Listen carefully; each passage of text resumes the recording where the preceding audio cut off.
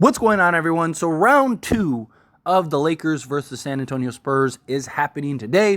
The Lakers took game 1, and they almost let it slip away, right? To me, I credit that to just the Lakers taking their foot off the gas and then the Spurs just getting hot, and then that momentum, that snowball effect can really take hold. Anthony Davis got that huge steal that basically sealed the game for them. Without that steal, who knows what would have happened? I never really felt like the Lakers were going to lose that game, but it's something you never want to do, right? It's a bad habit to develop. And you see most teams do this, right? You're up, you're comfortable, you feel like, all right, we're just trying to get out of here unscathed. No one wants to get injured. You got another game. You're playing the same team again in a couple days. But it's hard to beat any team in the NBA. Right? I understand the San Antonio Spurs have lost 18 straight. They're going to win eventually. They're not going to lose every game the rest of the season. Eventually, they're just going to have a hot night, or a team just fails to show up, or there's key injuries to a team or whatever, and the Spurs will win a game. And the problem is that not only is it hard enough to beat a team, period, it's the NBA. All these guys are still NBA players. The Spurs still have a guy named Victor Wembanyama, right? And then on top of that, you have to play them twice in a 2-day span, and they're a desperate team that you just gave life to, and they have all that momentum coming out of that quarter, and now they feel like, okay, we can beat the Lakers, right? If we put together an entire game the way we did in the fourth, we'll beat the Lakers. Well, now you run into those struggles going into this game.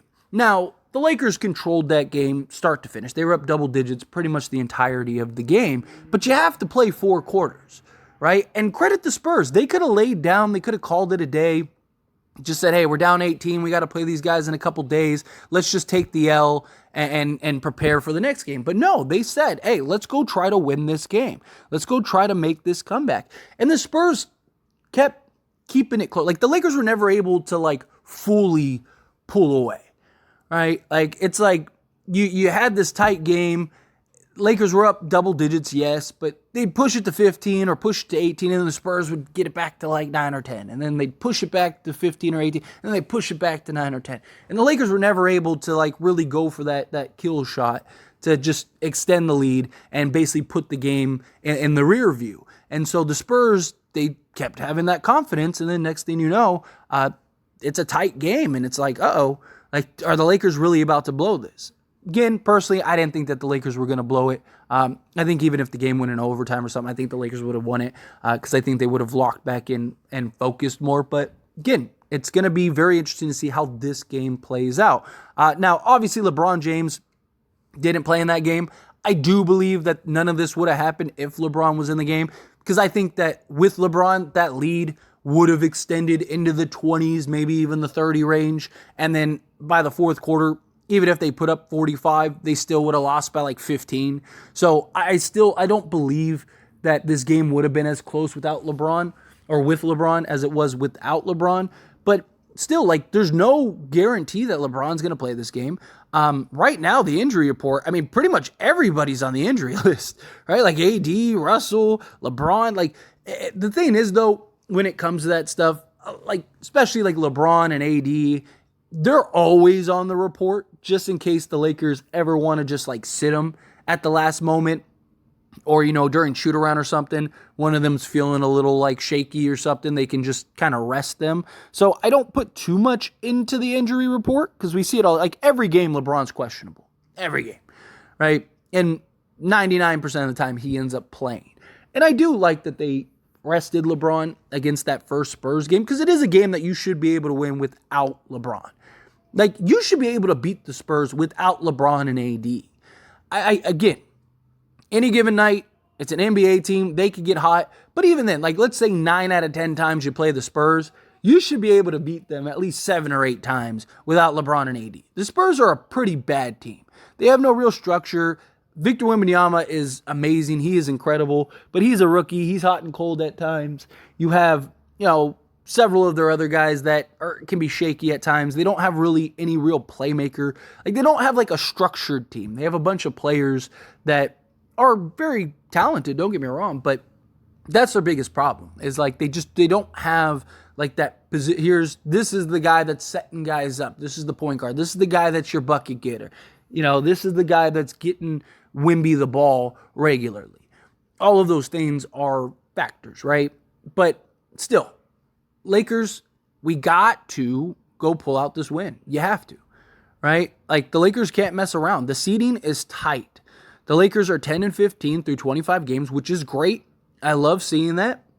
Right now we're only a game and a half out of second place. So we rattle off this win, all of a sudden we're a game out of second place. Like the Lakers are right there, literally right there. But they are also right there from falling into like 10th because they're only a game and a half ahead of the Phoenix Suns, who are the 10th seed. Now, the Lakers do have the tiebreaker over Phoenix, but you don't want to end up getting into that play-in and now you have to claw your way out. The Lakers have basically been hovering in that like 4 to 6 spot pretty much all season. And it just, it shows how just tight the Western Conference is going to be. I mean, the Clippers are right on our tail at 14-10. Again, we are a game ahead. But if the Lakers lose this game, right, then they drop and the Clippers move ahead. And then if the Clippers win that one, now they're locked in, right? Again, we have the tiebreaker thus far against the Clippers, but we got to play them a couple more times. And the Clippers are really on a win streak. Clippers are starting to play some good basketball here. They're on a 6-game win streak after that 6-game losing streak when they got James Harden. And it looks like they're starting to figure things out. They've been much better defensively. And even like teams like Houston and the Pelicans, right, are right on our tail. Right now we're tied for 5th with the Sacramento Kings, and we're half a game out of 4th. You go win this game, all of a sudden that changes, right? So this is a very important game. And you have to win the games against the bad teams. There's still a lot of questions about the great teams, right? Every time we play a team that's like at least an upper standing team, whether they stay there or not, right? We just seem to lose. Right, Sacramento, the Mavericks, can't seem to beat the Thunder, right? The Nuggets. You play those teams and it's like we lose. Even the Magic have beaten us. So we have to make sure that we're winning and beating the bad teams, the basement teams, which we have, right? We've beaten all the bad teams, which is good. And that's what you're supposed to do. The good teams are supposed to beat the bad teams. And you're supposed to use those as your leverage, as your okay, this kind of weathers so that way if we do lose to a Denver or we do lose to a Sacramento or something, it still maintains us in the standings. But I do need to see the Lakers start beating some of these better teams too. The Lakers have a really nice stretch here coming up, right? And a real opportunity to really pull ahead in the standings because you got the Spurs, and then after the Spurs, you got the Knicks and the Bulls. And if we beat the Spurs, that puts us at 16-10. I believe we can beat the Knicks at home, right? So that would put us at 17-10. And then if you beat the Bulls, that's 18-10 going into that Timberwolves game. And then you got the Timberwolves and the Thunder both on the road before that Christmas Day game. The Lakers have not been very good on the road. And this is a good opportunity in case you drop that Timberwolves and Thunder game to where you still have enough of a cushion in the standings and as well as being over 500 to where it's like, okay, like we're still good. Because if you lose to the Spurs, the Knicks and the Bulls, they're no pushover. I mean, the Bulls are pretty bad, but they've been a lot better without Levine. And you're on the road. Again, Lakers have been bad on the road. So it's like you lose to the Spurs. Let's say you beat the Knicks, but you lose to the Bulls. All of a sudden, things are starting to look a little rough. And now you got to go play the Timberwolves, the Thunder, and the Celtics in a 3-game stretch where 2 of those games against the Timberwolves and the Thunder are on the road. And then that Celtics game, yes, it's Christmas Day, and yes, you're at home where the Lakers have been very good. They've been one of the best teams at home, but you haven't been able to beat the good teams. You're playing the Celtics, who are the best team in the league. So it's one of those things where this could be a very crucial game for the Lakers. And you gave a team a lot of confidence. You gave a team a lot of belief. You gave a team that is right now struggling in a sinking ship as far as losing games that, you don't, last thing you want to do is give this team life. Last thing you want to do is put yourself in a position to where they start running through and it's like, oh, here we go, right? But I do trust the Lakers. I do believe they'll get it done. I'm curious to see who all plays, because with that many people on the injury report, I imagine at least, maybe 2 or 3 guys don't, right? Maybe D'Lo and Vanderbilt don't play. Maybe LeBron and AD do. Or maybe, LeBron plays this time and AD doesn't, which that becomes a concern because, look, LeBron is still unbelievable. He is ridiculous. But we don't have another rim protector like Anthony Davis.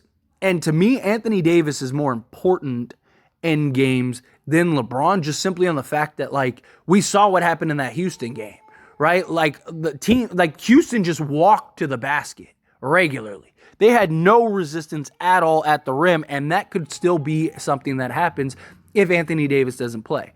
So I definitely have my concerns. I definitely have my issues, but we'll see. Time will tell.